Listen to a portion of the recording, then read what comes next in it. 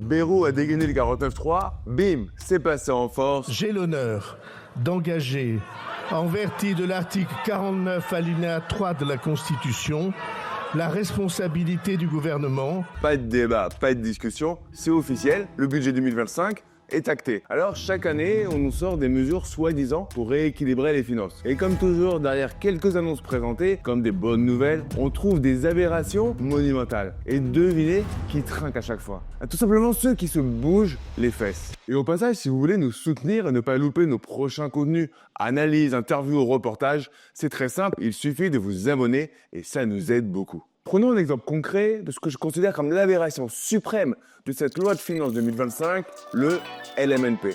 Avant, c'était un super statut pour investir dans l'immobilier locatif avec un vrai avantage fiscal, l'amortissement du bien, qui permettait en fait d'optimiser la rentabilité. Alors mais maintenant, les amortissements seront intégrés dans la plus-value imposable à la revente. Alors bon, vous me direz, oui, Damien, mais la dette, faut bien trouver de l'argent quelque part. Ok? Sauf que pour moi, le vrai problème, c'est que ça s'applique de façon rétroactive. Alors autrement dit, ceux qui ont investi en comptant sur cet avantage fiscal se font avoir. En fait, l'État change les règles du jeu en plein match. Je vous laisse imaginer les conséquences pour certains investisseurs. Quand je vous dis que se bouger les fesses pour un meilleur avenir dans ce pays devient de plus en plus compliqué, alors résultat, encore moins d'incitation à investir alors qu'on est déjà en pleine crise du logement. Et malheureusement, je pense que ce n'est pas fini.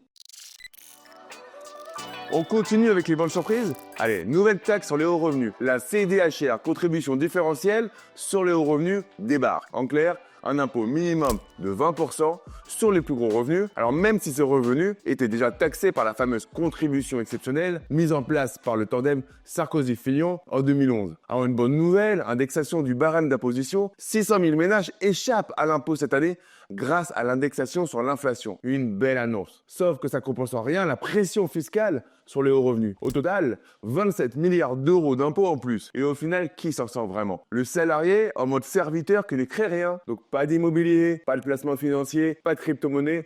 Et cerise sur le gâteau qui prend jamais l'avion car ils ont aussi rajouté une taxe sur les transports aériens. Alors lui, ce pauvre salarié-là, il a aucun impact, bravo. Bravo pour ce nivellement par le bas. En gros, acceptez votre salaire, attendez votre hypothétique retraite et surtout, restez bien silencieux. Pas vraiment la vision des valeurs républicaines qui ont motivé mes propres parents à venir dans ce beau pays. Alors, l'augmentation des frais de notaire, ça c'est marrant, les régions pourront augmenter les droits de mutation. Résultat, acheter va coûter encore plus cher, enfin, selon où vous habitez. Bonne nouvelle, le prêt à taux zéro élargi. Alors ça, c'est une vraie bonne nouvelle. Sauf que, ça concerne que les primo-accédants. Pour l'investisseur, bien évidemment, rien, nada, zéro. La moralité de l'histoire. Aux yeux du gouvernement, les investisseurs sont des improductifs. Et là, on atteint le sommet. Même Bernard Arnault est sorti du silence pour dénoncer cette folie fiscale. Quand on revient en France, après avoir passé quelques jours aux USA, c'est un peu la douche froide. Quand on vient en France et qu'on voit qu'on s'apprête à augmenter les impôts de 40% sur les entreprises qui fabriquent en France, c'est quand même à peine croyable. Premier juré, c'était temporaire, mais au final, les grosses boîtes voient leur impôt grimper de 40%. Et bien sûr, les gauchistes, on vous entend déjà. Elles gagnent des milliards, elles peuvent bien payer. Ah oui, parce que gérer une multinationale, c'est pas remplir un ticket de PMU en regardant un match de foot, je suis désolé. Et vous savez quoi? Quand on taxe tous ces entreprises, ce sont toujours les particuliers qui payent l'addition. Regardez le théorème du no free lunch. Autrement dit, il n'y a pas de repas gratuit. C'est un principe économique bien connu, théorisé par Milton Friedman, prix Nobel d'économie en 1976. Chaque cadeau fiscal a toujours quelqu'un pour le payer. Et devinez qui. Et ça, c'est encore dans l'hypothèse où ces entreprises ne se barrent pas à l'étranger. Pour pousser à la délocalisation, c'est idéal. Parce que si elles partent, non seulement elles ne payent plus d'impôts en France, mais en plus, elles laissent des milliers d'emplois derrière elles. Alors dites-moi aux commentaires si vous êtes d'accord avec moi ou si vous trouvez que je suis complètement à la rue.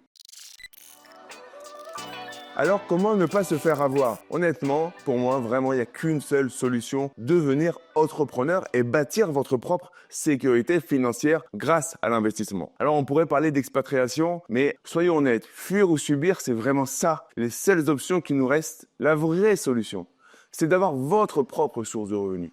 Ne plus être à la merci de ces lois absurdes, ne plus dépendre du bon vouloir de l'État. Bref, prendre le contrôle.